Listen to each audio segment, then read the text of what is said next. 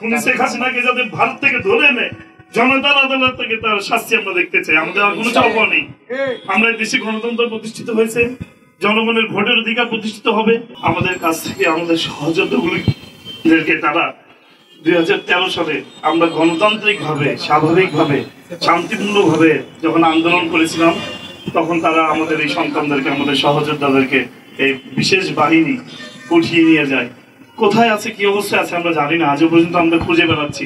এই যে তাদের পরিবারগুলো দেখতে পাচ্ছেন, প্রত্যেকটা দিন তাদের প্রতিনিয়ত তাদেরকে মৃত্যুবরণ করতে হচ্ছে, প্রতিনিয়ত তাদেরকে অপেক্ষা করতে হচ্ছে। তারা জানে না, তারা প্রতিদিন অপেক্ষা থাকে এই বুঝি তাদের সন্তানগুলো ফিরে আসবে, এই বুঝি তাদের সন্তানরা আবার এসে ঘরে দরজায় করে নামবে।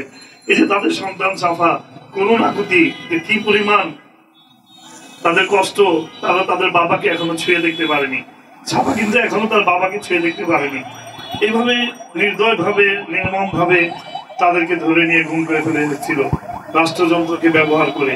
আমরা এই ফ্যাসিবাদের বিচার বাংলার মাটিতে চাই।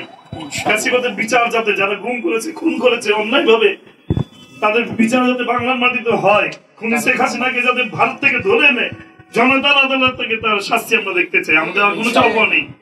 আমরা দেশে গণতন্ত্র প্রতিষ্ঠিত হয়েছে, জনগণের ভোটের অধিকার প্রতিষ্ঠিত হবে।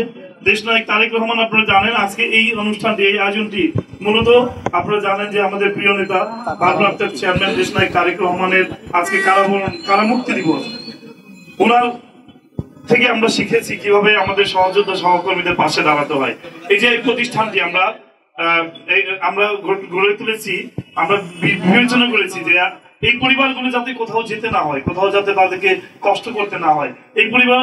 এই প্রতিষ্ঠান আজকে একটি ছোট প্রতিষ্ঠান, কিন্তু আমি মনে করি এই প্রতিষ্ঠানগুলো একসময় অনেক বড় প্রতিষ্ঠানে রূপান্তরিত হবে ইনশাআল্লাহ।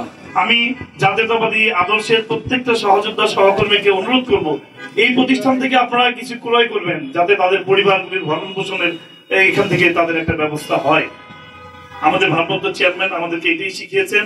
আমরা আমাদের সহযোদ্ধা সহকর্মীদের সহযোগিতা নিয়ে, তারাই আমাদের এই ফান্ড দিয়েছেন, তারাই তাদের সহযোগিতা নিয়ে আমরা নিজেরা এই প্রতিষ্ঠানটিকে দাঁড় করানোর চেষ্টা করেছি। আপনারা আমাদেরকে সহযোগিতা করবেন এবং এই বাংলার মাটিতে যাতে গুম খুনের বিচার হয় এবং আগামী দিনে আমরা যাতে এই গুম খুনের বিচারকারীদেরকে আমরা ধরে এনে শাস্তি দিতে পারি। এখানে আরেকজন উপস্থিত আছেন, আপনারা দেখেন, শহীদ সালাউদ্দিন কাদের চৌধুরী, আমার অভিভাবক, যিনি আমাদেরকে অবত্য স্নেহ দিয়ে, ভালোবাসা দিয়ে আমাদেরকে লালন পালন করে শিখিয়ে গিয়েছেন কিভাবে রাজনীতি করতে হয়। শহীদ সালাউদ্দিন কাদের চৌধুরীকে বিনা অপরাধে কিন্তু এই ফ্যাসিবাদ ফাঁসি দিয়েছে। আমরা এইটার ক্ষত কিন্তু সারা জীবন কোনোদিন ভুলবো না।